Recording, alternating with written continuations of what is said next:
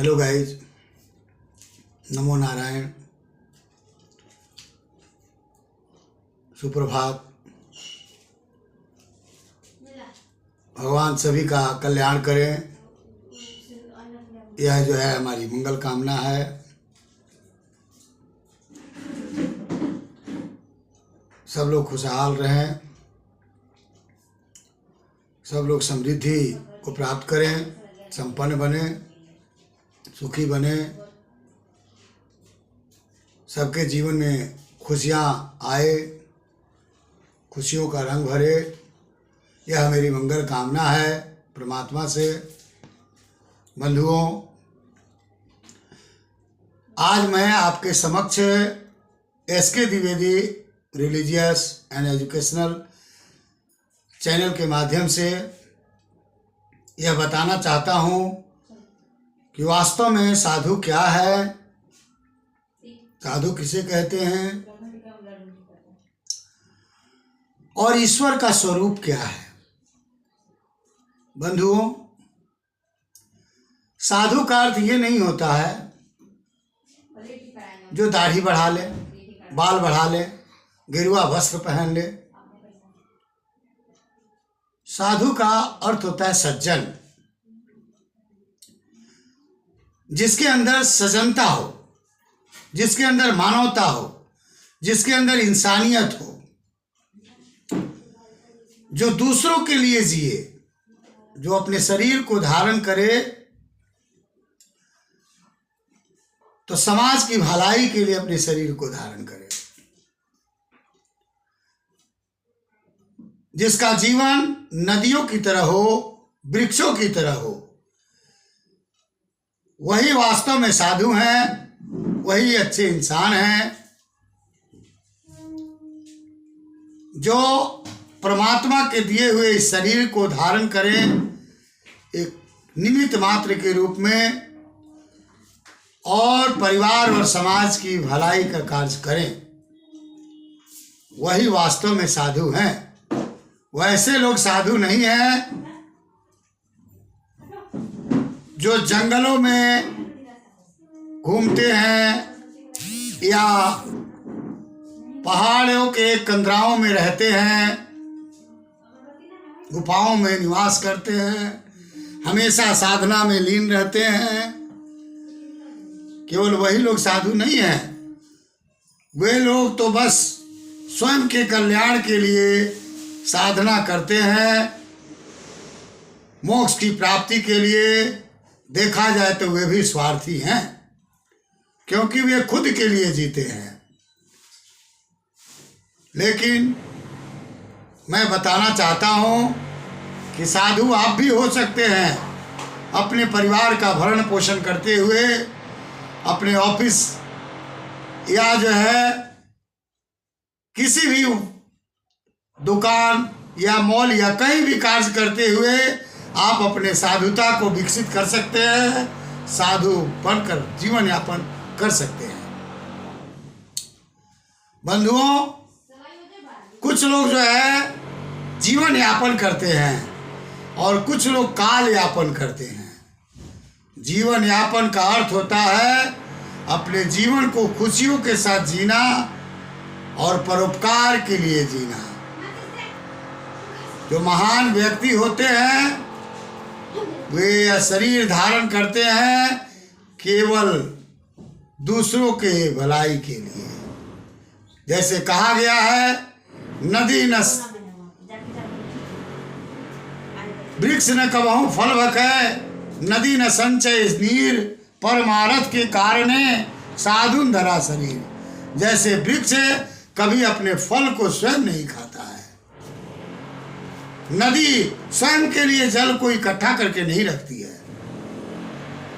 नदियों के जल का प्रयोग हम लोग करते हैं, उसका उपयोग करते हैं। वृक्षों के फलों का उपयोग हम लोग करते हैं।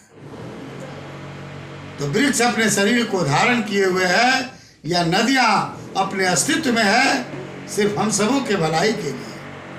हम सब उसका उपयोग करते हैं। बंधुओं, मैं यह कहना चाहूँगा कि आप जहाँ भी रहें, ईमानदारी पूर्वक अपने कार्यों को करें और जितना संभव हो आप समाज की भलाई करें परिवार में रहते हुए। मैं यह नहीं कहूँगा कि आप अपने परिवार का परित्याग कर दें, आप जोगी बन जाएं, आप सब कुछ त्याग दें। बस मैं यह कहना चाहूँगा कि आप मानवता को विकसित करें, इंसानियत को डेवलप करें, उदार चरित्र वाले बने, क्योंकि शास्त्रों में कहा गया है कि अयम नीजः परो वेति गणना लघु चेतसाम उदार चरिता नाम तु वसुधैव कुटुंबकम। यानी यह अपना है और यह दूसरे का है, ऐसी गिनती निम्न वर्ग के लोग रखते हैं। उदार हृदय वालों के लिए अर्थात महान हृदय वालों के लिए यह पूरी पृथ्वी अपने परिवार के समान है। यानी पूरे देशवासियों को अपना परिवार मानते हैं, वे अपने और पराये में कोई भी भेद नहीं रखते हैं। बंधुओं, मैं कहना चाहूँगा कि आप जहाँ भी रहें जितना संभव हो उतना समाज की भलाई के लिए कार्य करें, गरीबों की सेवा करें, दीन दुखियों और जरूरतमंदों की सहायता करें। बंधुओं, ईश्वर सर्वज्ञ है, हम सब क्या है, कभी पूर्ण नहीं है। ईश्वर एकमात्र पूर्ण है, परफेक्ट है। God is only perfect, we are not perfect. That's why God is known as सर्वज्ञ। He knows each and everything, he controls us, he is almighty, he is our real director. He controls all the human beings and all the living creatures, big and small. बंधुओं, इस बात को एक कहानी के माध्यम से, छोटी सी कहानी बताऊंगा और उस कहानी के माध्यम से आपको यह जानकारी देने की कोशिश करूंगा कि एक मानव का क्या फर्ज है। ईश्वर तो अपरंपार है, अनंत है। ईश्वर शांत स्वरूप है, बिंदु बिंदु स्वरूप है, ज्योति स्वरूप है। नेक्स्ट वीडियो में मैं यह बताऊंगा कि आप अपनी आत्मा का संबंध परमात्मा के साथ कैसे जोड़ सकते हैं, कैसे परमात्मा के साथ साक्षात्कार कर सकते हैं। बंधुओं, हमारे समाज में कुछ लोग ऐसे हैं जो यह मानते हैं कि ईश्वर ही नहीं है आज के कलयुग में, इसीलिए इतना अन्याय, अत्याचार और अपराध हो रहा है। लेकिन ऐसी बात नहीं है। आप जो देखते हैं वो सारी चीजें नश्वर हैं, क्षणभंगुर हैं, सृष्टि के अंत तक रहने वाली नहीं है। लेकिन जो आप नहीं देखते हैं वही सत्य है बंधुओं, वही सृष्टि के अंत तक रहेगा और वह कभी समाप्त नहीं हो सकता है। और ईश्वर का ना आदि है ना अंत है। अक्षर स्वयं ब्रह्म का स्वरूप है। ओम ब्रह्म का नाम है, परमात्मा का नाम है। लेकिन जो है वह परमात्मा का साक्षात स्वरूप है। अ से अनंत, अ से अपरंपार, यानी ईश्वर के पार नहीं जाया जा सकता है। जितने भी छोटे या बड़े जीव जंतु हैं या मनुष्य है, पेड़ पौधे हैं, यानी कि प्रकृति ही ईश्वर का एक साक्षात स्वरूप है। ईश्वर सर्वज्ञ है, वो सब कुछ जानने वाले हैं। आप सोचते हैं कि कोई कार्य करते हैं तो आप सोचते हैं मैंने यह काम कर दिया, लेकिन वास्तव में गॉड ने आपसे करवाया, परमात्मा ने आपसे कार्य करवाया, तब आपने किया। हम लोग केवल रोल परफॉर्म करते हैं। जैसे नाटक में अलग अलग पार्टिसिपेंट होते हैं और उनको अलग अलग रोल दिया जाता है। और नाटक का जो डायरेक्टर होता है, निदेशक, उसे पता होता है कि किसका रोल कब समाप्त हो जाएगा। फिर भी जितने भी पार्टिसिपेंट होते हैं सभी कोशिश करते हैं, प्रयास करते हैं अपने अच्छे परफॉर्मेंस को ऑडियंस के सामने प्रस्तुत करने की कोशिश करते हैं। उसी तरह से आप भी मानव रूप में आए हुए हैं, तो बंधुओं आपकी यह ड्यूटी बनती है कि आपको जो रोल मिला है उस रोल को आप अच्छे ढंग से परफॉर्म करने की कोशिश करें। अच्छे से अच्छे ढंग से आपको प्रयास करने का केवल अधिकार है। आपके अंदर ईश्वर ने जो बुद्धि दी है उस बुद्धि का उपयोग करके और आपके अंदर जो सामर्थ्य और शक्ति भगवान ने दिया है उस सामर्थ्य और शक्ति का प्रयोग करके आप स्वयं का भलाई करते हुए परिवार और समाज की भलाई करें। गलत कार्यों में लिप्त नहीं हो। साइंस का केवल गुणगान नहीं करें। बंधुओं, साइंस तो अध्यात्म से पैदा हुआ है, स्पिरिचुअलिटी से पैदा हुआ है। जहां साइंस का अंत हो जाता है वहां अध्यात्म कार्य करता है,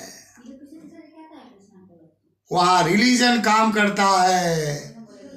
बंधुओं, आप जहां भी हैं वहां अपने दैनिक कार्यों को करते हुए समाज कल्याण के लिए कार्य करें और अपने विचारों को शुद्ध रखें, क्योंकि सब कुछ आपके सोच पर ही निर्भर करता है। जैसी आपकी सोच होगी वैसे आपके विचार बनेंगे और वैसी वाणी का प्रयोग आप करेंगे और वैसा ही वाणी जो है आपके कार्यों का रूप ले लेगा। बंधुओं, आपकी वाणी ईश्वर की वाणी है, यानी हमारी वाणी ईश्वर की वाणी है। ईश्वर जो हमसे कराते हैं हम उसे करते हैं, मनुष्य एक निमित्त मात्र है। बंधुओं, यही सत्य है।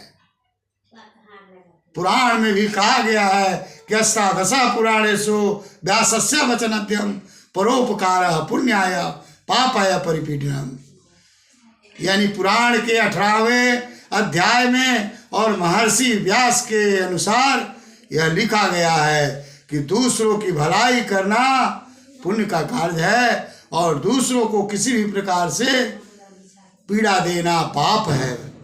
बंधुओं, इसलिए आप कोशिश करें कि सभी जीवों को सुख पहुंचाएं, जीव जंतुओं को भी कष्ट न दें। मनुष्य की भी जो भी जरूरतमंद है, जितना आपसे बन पाए, जितना संभव है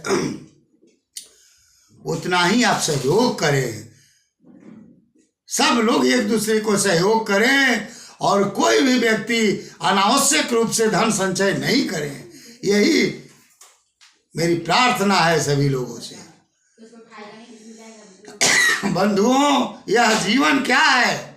यह क्षणभंगुर है।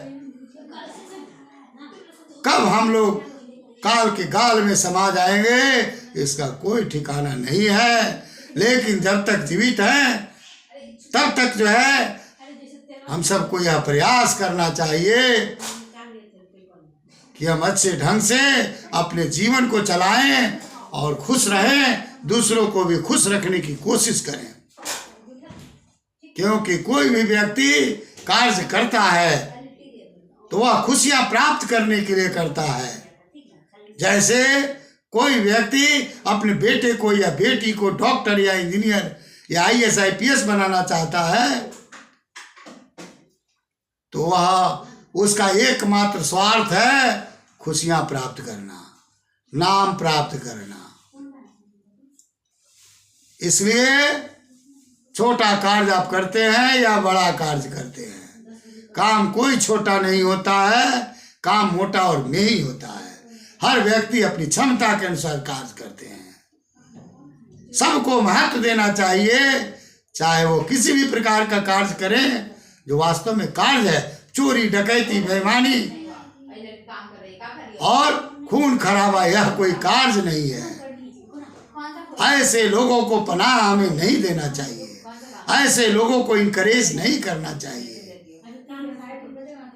और एजुकेशन तो सबके लिए आवश्यक है, क्योंकि एक एजुकेटेड पर्सन ही जो है हमारी बातों को समझ सकता है और हमसे प्रेरणा ले सकता है। जो नॉन एजुकेटेड है, अशिक्षित है, वह कभी हमारी बातों से प्रेरणा नहीं ले सकता है। उसके अंदर हृदय परिवर्तन जल्दी नहीं हो सकता है। एक साधु बाबा थे जो प्रतिदिन गंगा में स्नान करने के लिए जाया करते थे, और जब वे सुबह 4 बजे भोर में जाते थे तो वे देखते थे कि रेत पर बहुत सी मछलियां पड़ी हुई है जो छटपटा रही है पानी के बिना। उनका दम टूटने ही वाला होता था। तब तक साधु बाबा की नजर पड़ जाती थी उन मछलियों पर। साधु बाबा उन मछलियों को उठा करके पानी में फेंक दिया करते थे। उसके बाद स्नान करके पुनः अपने पूजा स्थल पर आ जाते थे और फिर अपनी पूजा आराधना करते थे और समाज कल्याण का कार्य करते थे, समाज सुधार का कार्य करते थे। एक दिन की बात है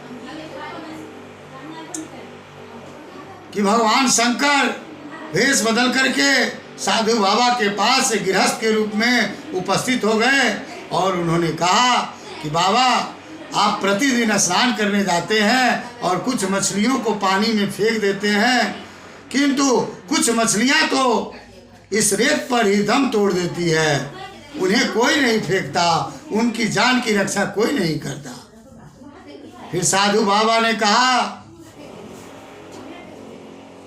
कि देखिए, मुझसे जितना बन पाता है मैं करता हूँ, क्योंकि मेरे पास और भी कार्य हैं, दैनिक कार्य, पूजा पाठ करना और समाज के लोगों का दुख दूर करना, समाज में फैली हुई बुराइयों को दूर करने का प्रयास करना। इसलिए मैं जितना संभव हो पाता है मछलियों का जान बचाता हूँ, लेकिन अगर सारी मछलियों को जान बचाने की अगर मैं कोशिश करूँ तो मेरा तो पूरा दिन ही इसी में व्यतीत हो जाएगा। फिर मैं अपना कार्य और अन्य कार्य कैसे कर पाऊंगा जो समाज हित के लिए है। इसीलिए बंधुओं, यह मैं कहना चाहता हूं कि आप जहां हैं, जो भी अपना जीविकोपार्जन का साधन अपनाए हुए हैं और कार्य कर रहे हैं, उन कार्यों के अतिरिक्त कुछ समाज हित में कार्य करें, लोगों की भलाई में भी समय व्यतीत करें। स्वार्थी तो हम सभी हैं, इसमें कोई तोहमत नहीं है। मनुष्य तो स्वभाव से ही स्वार्थी होता है, लेकिन हमें बहुत ज़्यादा स्वार्थी नहीं होना चाहिए। अपना भलाई करते हुए समाज की भलाई पर ध्यान देना चाहिए। हमें वही कार्य करना चाहिए जो समाज और देश हित में हो। हमें अनीतिपूर्ण कार्य को नहीं करना चाहिए। बंधुओं, यही कहकर मैं अपनी वाणी को विराम देता हूँ। धन्यवाद।